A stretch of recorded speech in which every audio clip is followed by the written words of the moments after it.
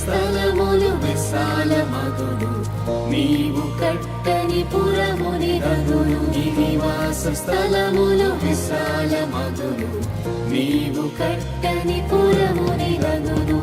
కుడి ఎడములకు వ్యాపించెదవు, కుడి ఎడములకు వ్యాపించెదవు.